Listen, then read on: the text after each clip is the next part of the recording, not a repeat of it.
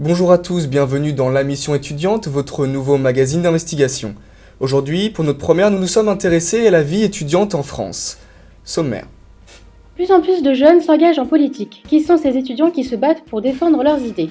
Loin des files d'attente interminables où les étudiants se battent pour un appartement, la mission s'est intéressée aux solutions simples et pratiques pour se loger à Paris. Chaque année, des milliers de jeunes partent étudier à l'étranger. Comment s'organisent-ils? Quelles sont les démarches pour y parvenir? En fin d'émission, nous reviendrons sur un phénomène encore méconnu, la prostitution étudiante. Quelles sont les raisons qui poussent ces étudiants à franchir ce cap? Quels sont les moyens pour s'en sortir? Explication. Qui a dit que jeunes et politique n'allaient pas ensemble? La mission va vous prouver le contraire. Nous sommes allés à la rencontre de ces jeunes qui se mobilisent pour défendre leurs idées. Un reportage signé Philibert Gouvéa et David Bias. Maxence n'est pas un étudiant comme les autres, il est militant UMP. Ce matin, il distribue des tracts au marché des Lilas à Paris. Armé de sa pétition anti-mariage pour tous, il tente de convaincre les passants du danger de cette réforme. Débattre sur le terrain, voilà ce qui fait vibrer ce jeune féru de politique. Je me suis dit que c'était pour moi une passion de s'investir pour les jeux, pour les autres et tout, et soit je l'ai fait pour soit le faire à travers des associations, soit le faire à travers la politique. Malgré un temps plutôt hivernal en cette matinée de février, Maxence garde le sourire et va même jusqu'à faire de l'autodérision. On m'a dit ouais, c'est dommage, tu pourrais être payé au tract distribué, je serais multimillionnaire. Maxence ne vit quasiment que pour son engagement politique. Du coup, sa vie scolaire et sociale, il la met parfois entre parenthèses. Je combine les deux assez facilement, bien que c'est vrai que la politique est assez chronophage et que ça prend du temps sur les cours, sur la vie même personnelle parfois. C'est un sacrifice, je pense, qui vaut le coup. Un sacrifice qu'assume aussi Sébastien. Ce jeune homme de 20 ans est étudiant et syndicaliste à l'UNL, l'Union nationale des lycéens. Aujourd'hui, au congrès du syndicat, il s'improvise professeur.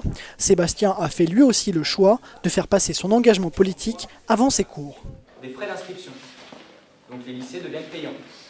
Par mon émancipation, on va dire, et intellectuelle dans des organisations de jeunesse, je rattrape peut-être le fait de devoir faire des sacrifices en ce qui concerne mon travail en cours. Donc j'ai toujours réussi à concilier les deux et pour l'instant je passe tranquillement. Dans l'après-midi, le ministre de l'Éducation nationale en personne, Vincent Peillon, a fait le déplacement. Le ministre s'est exprimé devant une assemblée d'étudiants. Il leur a réaffirmé qu'ils sont l'avenir de la France avant de leur rappeler les devoirs qui leur incombent. Lutter contre la violence, lutter contre l'homophobie, c'est aussi votre responsabilité. Et je veux que vous vous associez. 45 minutes plus tard, le discours est bouclé, le ministre s'en va au pas de charge. Son intervention semble avoir convaincu les étudiants. Même si Sébastien salue sa visite, il reste sur sa faim. Son combat continue, celui de défendre le droit des étudiants.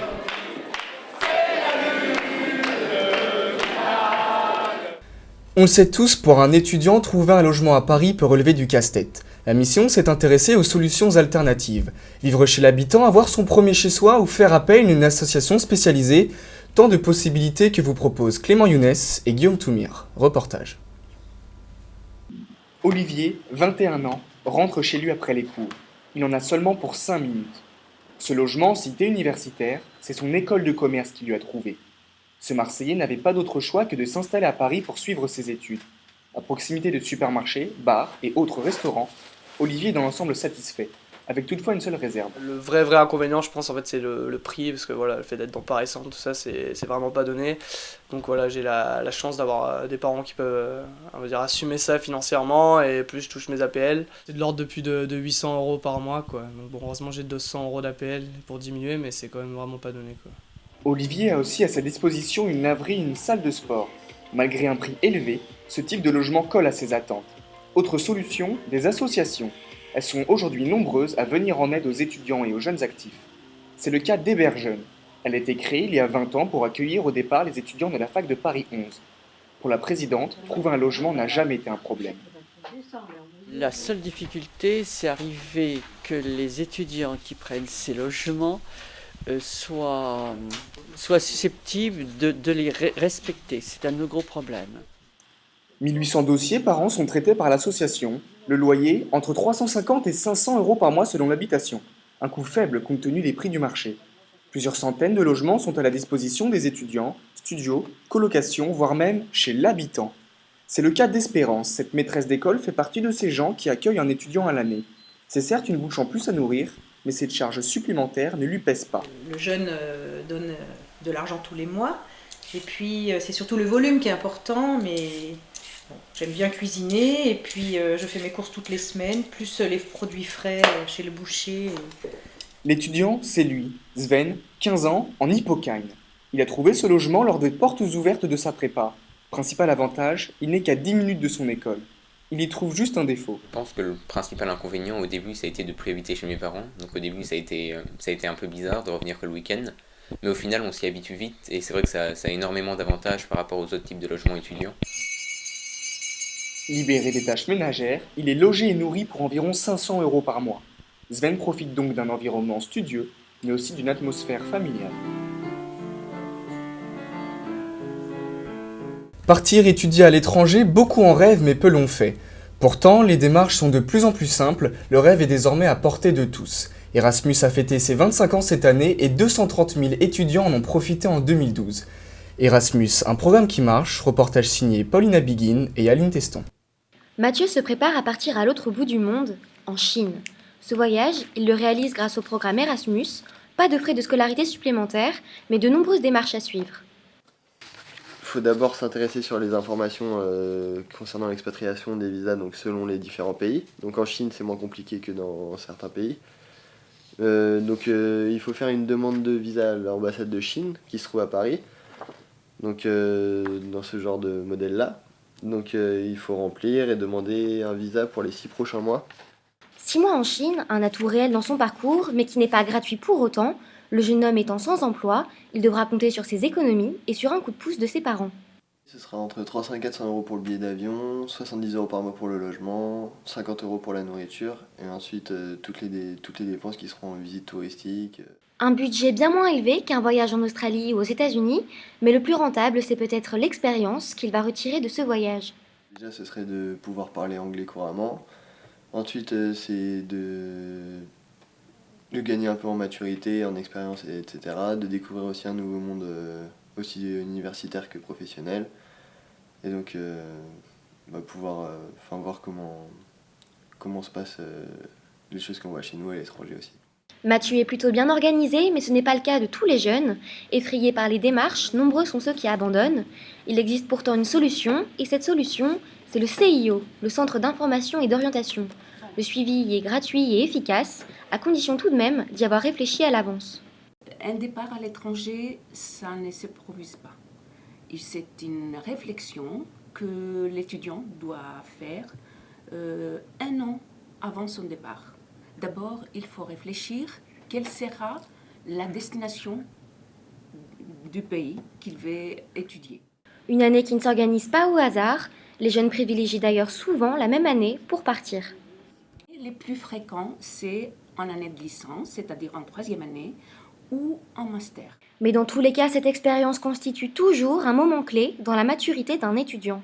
Ils vont acquérir une maturité à force de affronter des situations un petit peu difficiles dans un pays étranger avec une autre culture. Donc, quand on revient, on est beaucoup plus mûr. En effet, une nouvelle maturité est l'un des objectifs principaux d'une année à l'étranger, mais ce n'est pas le seul. La vie en campus attise également la curiosité des étudiants, et en organisant une année à l'étranger dans l'une de ces 40 écoles, l'EF va plus loin, proposant de véritables séjours clés en main. Maîtrise parfaite d'une langue étrangère, destination de rêve, tout à l'EF semble promettre une année inoubliable. Donc il faut choisir la destination qui nous convient, la durée de séjour qui convient, et la formule de cours que l'on souhaite suivre. Donc une fois qu'on a déterminé son objectif, la destination où on souhaite aller et la durée de séjour, c'est là que va intervenir les démarches administratives. Mais là où se démarque surtout l'organisme EF, c'est dans le suivi de chaque élève. C'est parfois même une véritable mise à niveau qui est mise en place pour aider l'étudiant. Pour commencer, ils vont avoir accès à une plateforme en ligne spécifique à EF qui s'appelle MyEF, sur lesquels ils vont pouvoir déjà avoir des cours de la langue choisie avant, pendant et après le séjour. En somme, partir étudier à l'étranger est une pratique qui ne finit plus de se simplifier, une réalité qui ne permet pourtant pas à tout le monde de sauter le pas. 16% seulement des étudiants français osent l'expérience. Depuis quelques années, un phénomène méconnu se développe en France. Face à l'augmentation constante du coût de la vie, certains étudiants en viennent à se prostituer. À situations extrêmes, solutions extrêmes, Marion Bordier et Alexandre Agdous nous ont rejoints sur ce plateau et nous donneront leurs impressions sur leur reportage. Les Champs-Élysées, c'est sur la plus belle avenue du monde que Julie nous donne rendez-vous.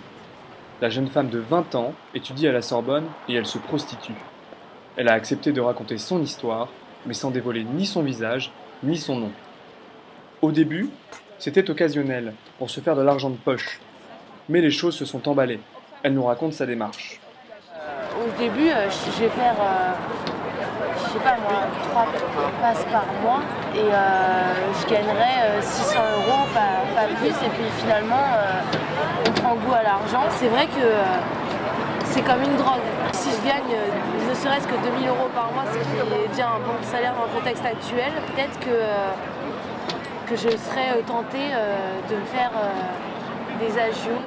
Des agios, comprenez des passes supplémentaires. Julie est devenue accro à l'argent facile. Elle nous emmène maintenant devant l'hôtel où elle reçoit ses clients. Elle n'a pas choisi ce quartier par hasard. Ici, les établissements de luxe sont légion. C'est donc ici que c'est le plus rentable pour elle. C'est ici que souvent j'ai reçu des clients. Je suis allée voir des clients et comme je vous disais, on s'habitue vite au luxe, donc c'est un très très bel endroit. Julie pense qu'elle n'a pas besoin d'aide, la Fondation CEL pense le contraire. Cette association lutte contre la prostitution et le proxénétisme. Yves Charpenel, le président, accueille les avocats de la Fondation. Le but de cette réunion, s'accorder sur un plan d'action pour lutter contre la prostitution étudiante. Les exemples fusent, comme celui de cette étudiante vénézuélienne. Une jeune femme vénézuélienne qui se réfugie au commissariat pendant le festival de Cannes parce qu'elle vient d'être vendue dans une suite du Carlton au fils Kadhafi. Le président dresse le profil type de ces étudiantes qui se prostituent. C'est une jeune femme qui va s'installer dans une grande ville, notamment Paris, et qui va s'apercevoir rapidement que c'est difficile, quand on n'a pas des ressources personnelles, de pouvoir vivre agréablement à Paris avec des bourses quand on en a. Et qui donc va chercher des petits jobs et va se retrouver assez vite à être confronté en fait à des lieux de prostitution. Un phénomène, une pratique aux lourdes conséquences psychologiques, comme nous l'explique Maître Libidi. Quand on se retrouve dans une organisation internationale de prostitution, alors qu'on est là pour faire de brillantes études, se retrouver dans des réseaux pareils, évidemment, ça pose des difficultés à la fois sur le plan psychologique et bien sûr avec toutes les conséquences qu'il en découle. Le ministère des droits des femmes se penche aussi sur ce sujet, une première. Lors d'un congrès pour l'égalité de la femme à Paris, Najat Vallaud-Belkacem exprime la position du gouvernement à ce sujet. J'espère que très prochainement nous pourrons aboutir sur la question de la lutte contre la prostitution de façon beaucoup plus efficace que nous ne l'avons fait jusqu'à présent. Le travail est en cours, sachez-le. Le gouvernement prêt à lutter contre la prostitution, plus facile à dire qu'à faire, comme nous l'explique Caroline Dehaas, principale conseillère de la ministre. La prostitution étudiante, c'est un phénomène qu'on a beaucoup de mal à appréhender.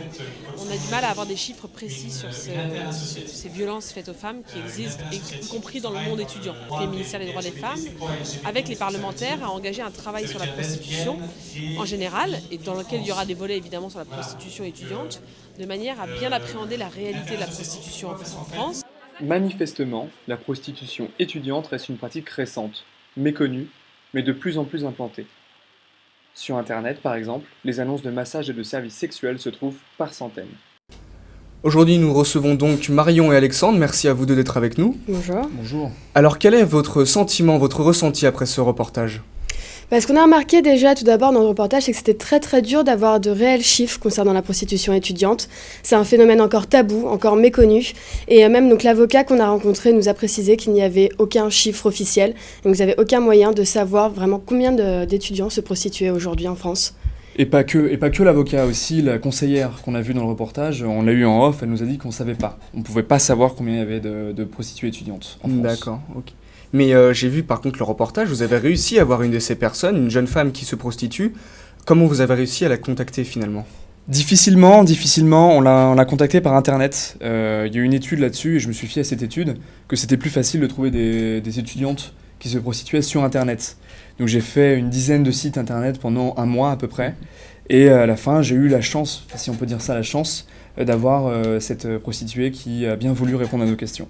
Mais ça a été très très très difficile, très long. Oh, j'imagine, oui. Et en fin de reportage, donc on voit cette fondation qui aide les jeunes personnes, hommes et femmes d'ailleurs, à s'en sortir. Est-ce que ça marche vraiment ?